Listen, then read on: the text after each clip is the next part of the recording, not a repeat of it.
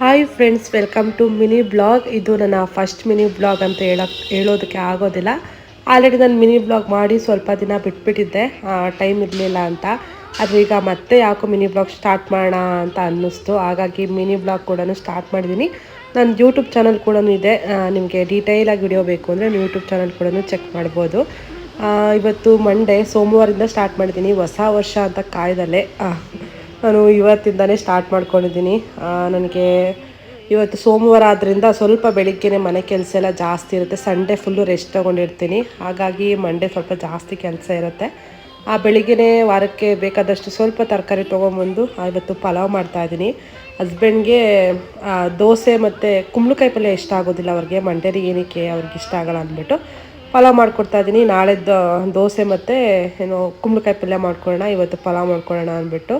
ಇದು ಇವತ್ತಿನ mini blog. Thank you for watching.